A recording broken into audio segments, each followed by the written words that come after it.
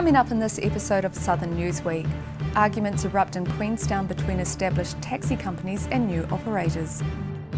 Southland faces the driest spring in 27 years. And the Dunedin City Council changes the law to allow trading on Easter Sunday.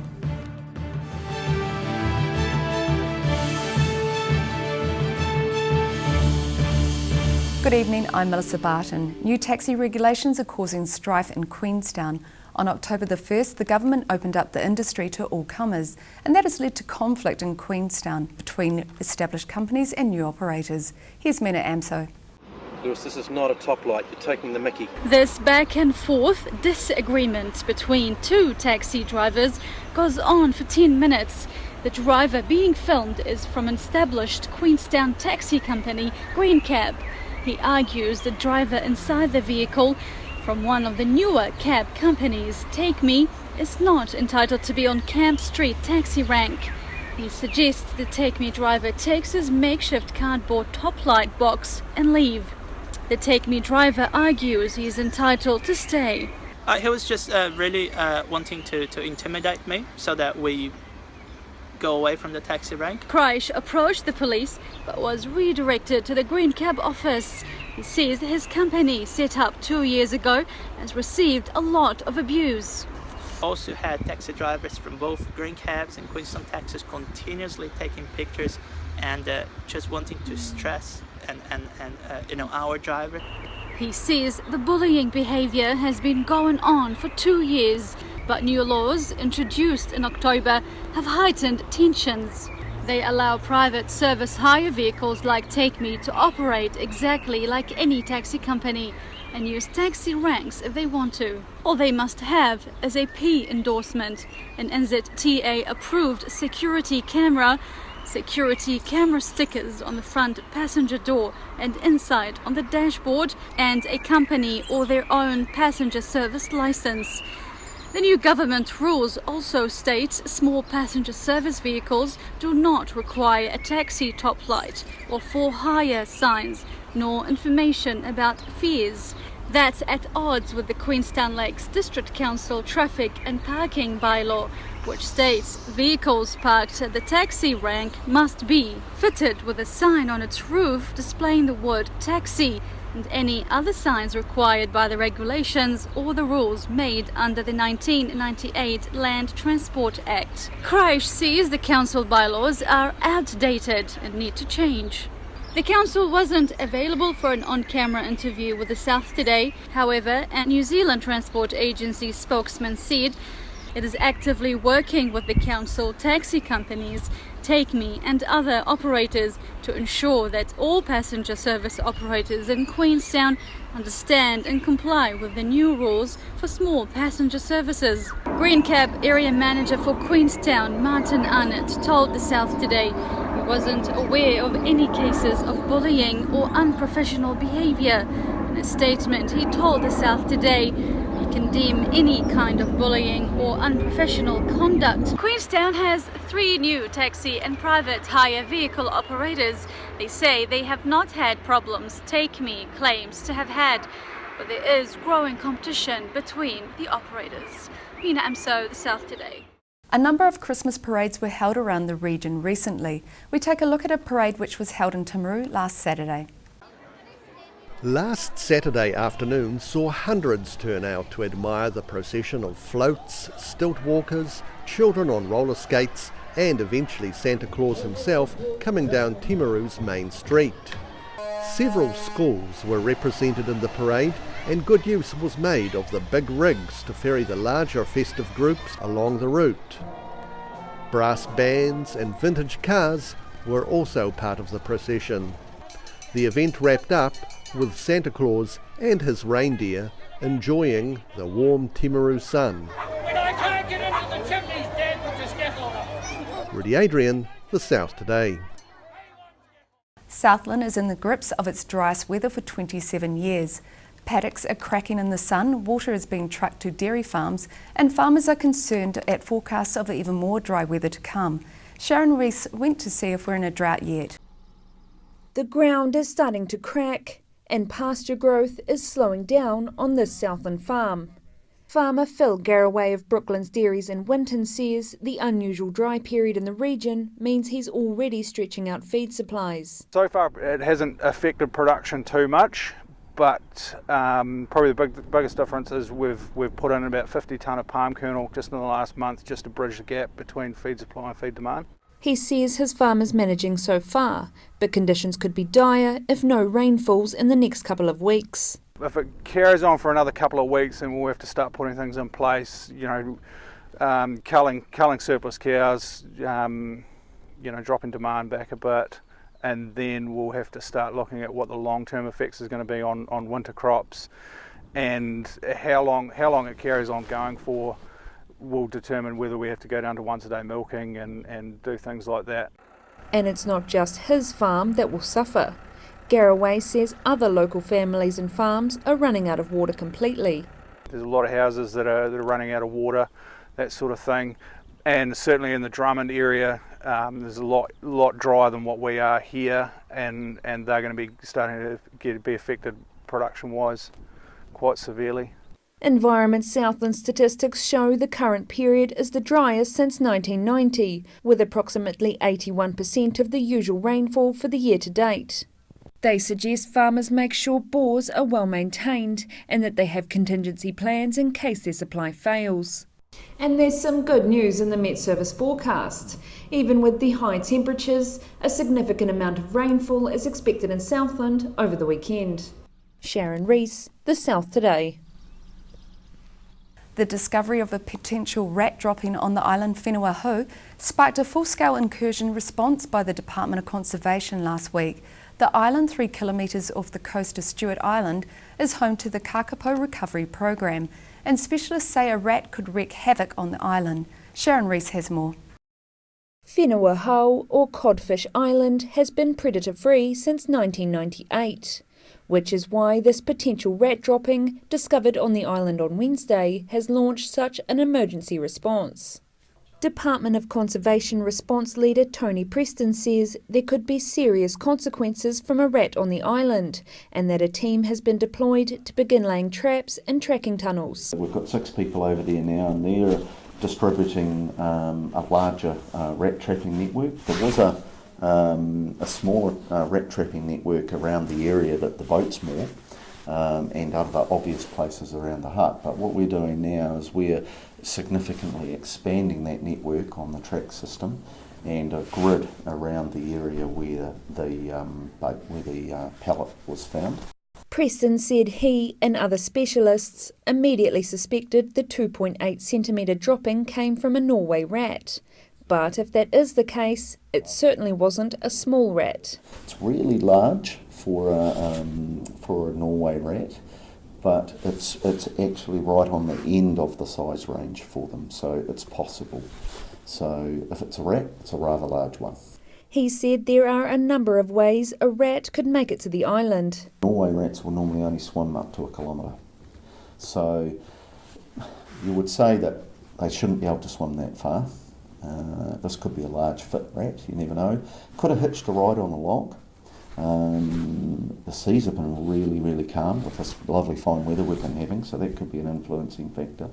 Or it could have come off a boat. While adult kakapo have been known to fend off rats, eggs and chicks are vulnerable to attack while their mother gathers food. However, due to low numbers of remu fruit on the island, there is no kakapo breeding expected until 2019. Results from the DNA analysis of the dropping are expected on Monday. Sharon Rees, The South Today. Since that story was filed, DNA analysis concluded the dropping was from a wood pigeon and that Codfish Island remains rat-free. A controversial law change allowing trading on Easter Sunday was passed at a Dunedin City Council meeting on Monday, but unions feel the ruling will be detrimental to workers. Unions Otago members stood in protest on the steps of the municipal chambers today after the Dunedin City Council gave the thumbs up to Easter Sunday trading. The unions say they're going to take the matter to the government after the council changed its rules around Easter trading by a vote 10-5. We're bitterly disappointed, absolutely, bitterly disappointed. The change is due to take effect next Easter, and a 90-day review period promised by the council was cold comfort to protesters. Because we know what's going to happen. They're going to put a 90-day, review in there, but what they're going to do, unless the Labor government stands up right now and says, no, we're not going to do this, we're going to repeal that, we're going to stay with the status quo, we're going to end up opening every single Easter Sunday because the council says, well, we've reviewed it and that'll be fine. There was debate around the issue even among the religious members of the council. I believe that it is important to protect these last few days, even if historically they were once religious days. They may no longer have their roots in any particular family in a religious observation, but they are a day that is guaranteed that you will rest, that you will contemplate life, and that there is more to life than simply turning over money. Most of us have also been overseas, and some of us have enjoyed time in places like Catholic countries, like Spain or France at Easter. Well, don't think about buying anything or finding a cafe or a restaurant open. The place is shut. Councillor Mike Lord, who says he goes to church every Sunday, voted yes to the changes. I've just noticed over the last few years, whenever I am in town, I see Christian people shopping on Sundays. They do it every other Sunday of the year. So I don't really see that it's that particularly sacrosanct day like it once was. Family and faith, that's it. It's Ed Sheeran concerts or not. It's not a day for, it's about being together, and also that, some things are worth more than the dollar. The policy was put out for public consultation earlier this year, but unions say there has not been sufficient discussion around the issue, and giving the final vote to councillors with vested enterprise interests was unethical. Leads and Venues Management Limited booked Ed Sheeran on Easter Sunday, and then the fact that he was playing on Easter Sunday was used as a reason to open the shops on Easter Sunday. I think that's some conflict of interest there. Mayor Dave Cull voted in favour of the law change, saying he would be keeping a close eye on employers to ensure they were abiding by labour laws. Roselle LeBone, The South Today.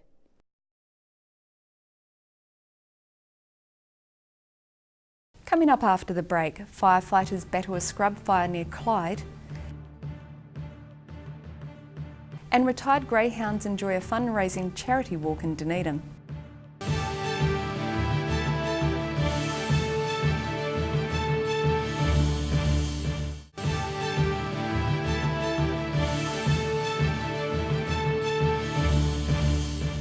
Welcome back. Monday afternoon saw firefighters battling burning scrub near Clyde. The South Today was on scene. Firefighters from the area around Clyde were called in around 5 o'clock on Monday afternoon to fight a large scrub fire near the Clyde Cemetery. The blaze was attended by fire engines and a command unit from Alexandra, plus a support unit from Clyde and a fire tanker from Terrace. 2 helicopters helped douse the flames from overhead. This is the third scrub fire the fire service has attended in the Alexandra-Clyde area since the start of November. Rudy Adrian, The South Today. Disturbing video footage has come to light of a North Island greyhound trainer allegedly using live rabbits as bait during training sessions with his dogs. Despite allegations of live baiting in New Zealand, it was business as usual when the Southland Greyhound Racing Club held 15 races at Invercargill's Ascot Park today. While no one was prepared to speak on camera about the allegations, one industry insider spoke off camera. He believes the temptation to use live animals as bait when training greyhounds was a no-brainer, when it was possible to eventually earn millions in prize money. He also says New Zealand is conflicted in hosting rabbit culling shoots, but also keeping rabbits as pets. After the practice of live baiting was exposed in Australia recently, the sport of greyhound racing came close to being banned in that country.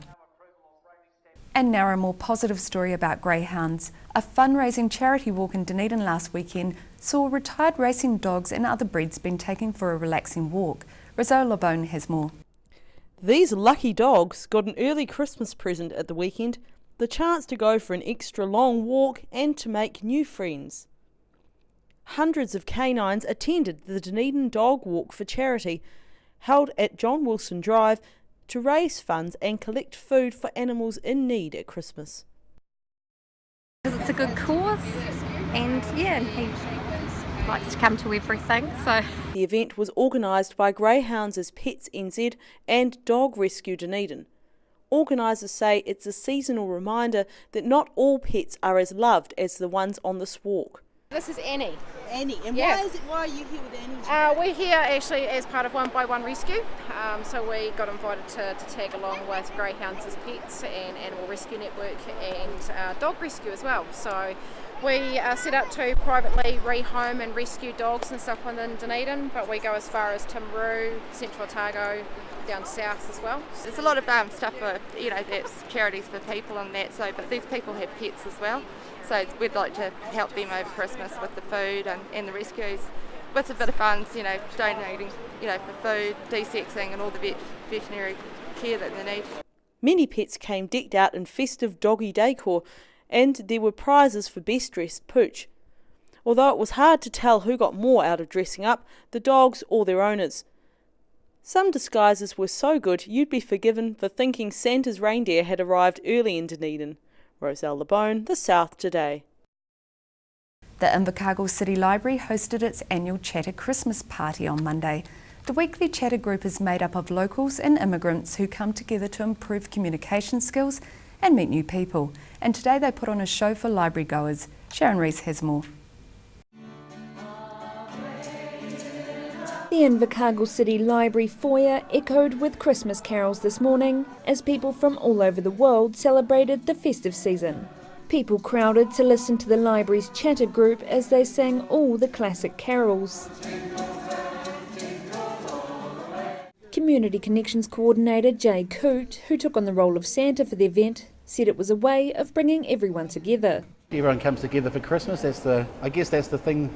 Well, I believe in now is about Christmas, bringing people together, and so the Chatter, we're bringing them, having them bring a plate and share some of their, maybe their favourite food, and get them together. The carols were followed by a meet and greet Christmas lunch as the Chatter group wrapped up for the year. Sharon Rees, The South Today. Still to come on Southern Newsweek, some of New Zealand's champion figure skaters prepare for an ice show this weekend, and people are encouraged to donate a Christmas present for a needy family.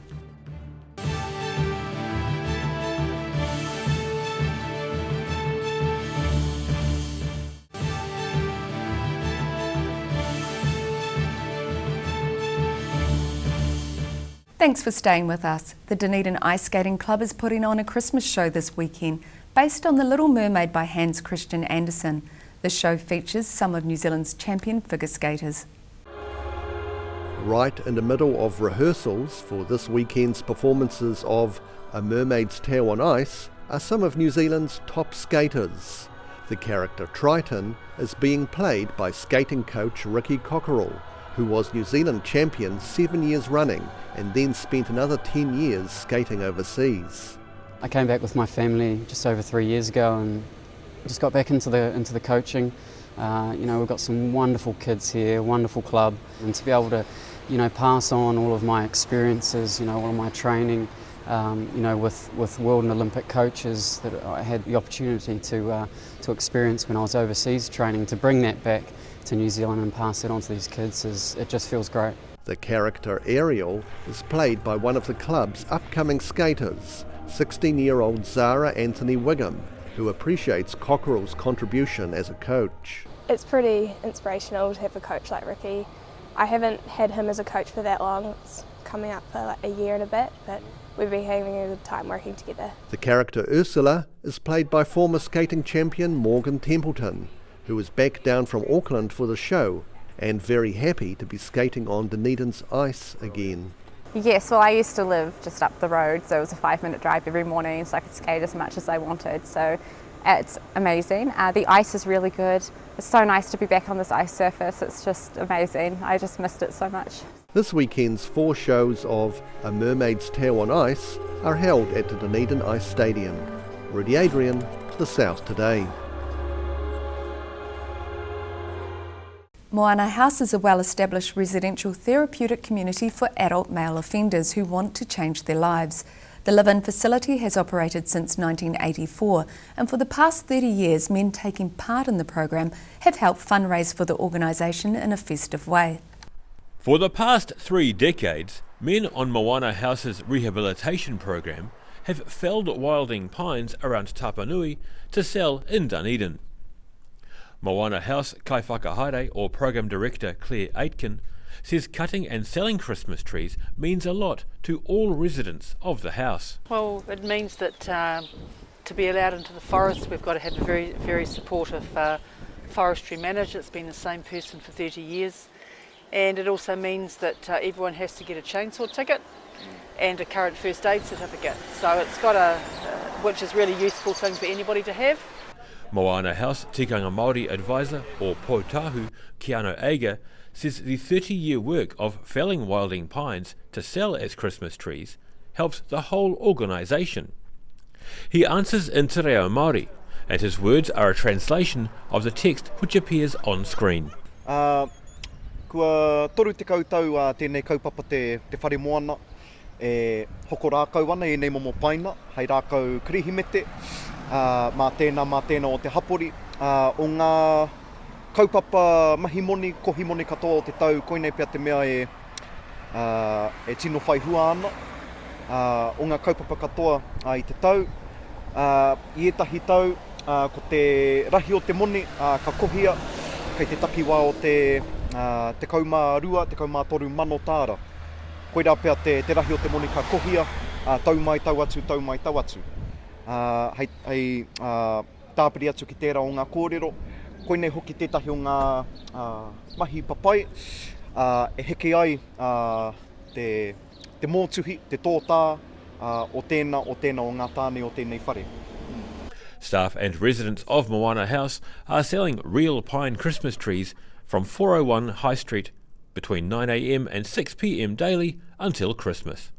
It's the organisation's only major fundraiser for the year. Daryl Baser, The South Today.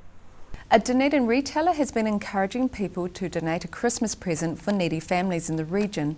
The South Today went to see how the gathering up of presents was going. Dunedin's George Street Normal School brass band performed to an appreciative crowd of Christmas shoppers at the Meridian Mall recently.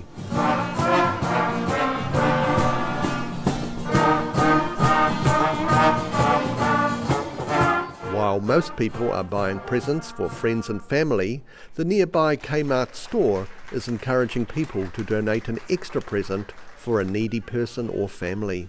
The Kmart Wishing Tree project has been going for 24 years and Dawn Barnes has been coordinating it for the last 12. Anything whatsoever, whether it be some pencils in a pencil case for next year, whether it be deodorants for a teenager, whether it be smellies, anything whatsoever will be greatly received. They don't have to be wrapped, they can be just unwrapped, but if they are purchased from Kmart, we do require that they have a tag on it so that we know that they have been purchased and not someone just popping it under the tree. The gifts collected under the tree are already being distributed around the Dunedin area on a daily basis. The Salvation Army have a list of families that they know are in need at this time of year. So they have ones that are just emergency ones that they know that something has happened recently, and then they also have ones that have been long-term clients that they cater to. This year's goal of 4,000 gifts seems likely to be achieved entirely due to the generosity of Dunedin's public. Rudy Adrian, The South Today. The Invercargill City Council is calling for volunteers to roll up their sleeves and help clean up the central business district next year. A large working bee is set to paint and polish buildings in the city centre in time for the Burt Munro Challenge. Remnants of banned posters will be scraped off, graffiti painted over and the cobwebs swept away when Invercargill's inner city gets its first rev up early next year. City Centre Coordinator Kari Graber hopes to see hundreds of people chipping in on the 27th and 28th of January. We want to paint eaves that need to be redone. We would like to clean out all the weeds that are growing in the gutters of the verandas. We want to spray everything down. You know, basically do like a wet and forget on the whole city.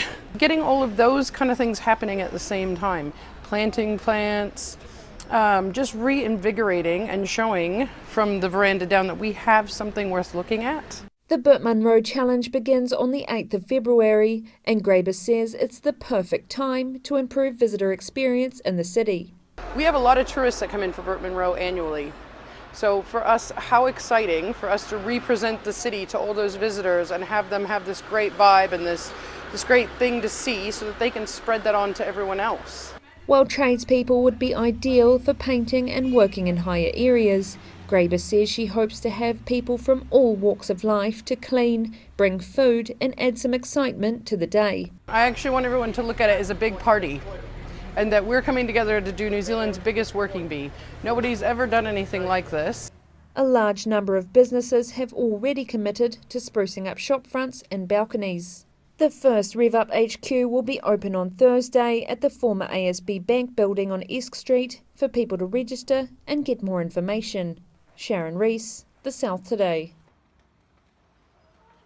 A pair of Year 12 Queen's High School students will have a shot at fame next year. Cheyenne Smith will take on Hollywood and Crystal O'Gorman is off to seek her fortune on the London stage, provided they can find the money to get there. Cheyenne Smith is $8,000 away from her dream of landing an acting career. The Queen's High student is fundraising via Give a Little to participate in the World Championships of Performing Arts competition in Hollywood. An ex-Queen's girl came and she was talking to our drama class about this amazing experience that she went on, and I just got really into it and I talked to her more about it, and I sent in a audition video, and then they rang me up later in the week saying that I had been accepted into the team. The contest is known as the Olympics of the Performing Arts and covers disciplines including singing, modelling, dance and acting. Smith says she was encouraged to apply by her drama teachers and was talent spotted online by American agents. I decided that I did want to pick up a career as an actress or something in the film industry, and I wasn't quite sure how to get there. So I thought this would be a great opportunity to get my name out there, to try something new, and especially going to LA is an amazing experience. You know, it's entertainment place of the world, you know, so I thought it was a great opportunity for me. Entrants must be personally selected to participate in the contest, and thousands of people apply from all over the world every year. Fellow Queen's student Crystal O'Gorman hopes to also be overseas next year on the stage at the Globe in London. She's more keen on a career in theatre than in front of the camera. Sheila Wynne Shakespeare Festival, which is like regional Shakespeare festivals around all the regions in New Zealand. My group formed a 15-minute scene of As You Like It, and I was Rosalind. And from that festival, I won Best Actor out of all the other kids from all the other scenes. Smith hopes to secure a scholarship or the interest of a Hollywood agent, paving the way for a glittering career among the stars of Hollywood. Roselle LeBone, The South Today. That's all from us this week. You can go online and check us out on Facebook and Twitter, or you can keep up with Southern News via our website, channel39.co.nz. I'm Melissa Barton, and thanks for watching.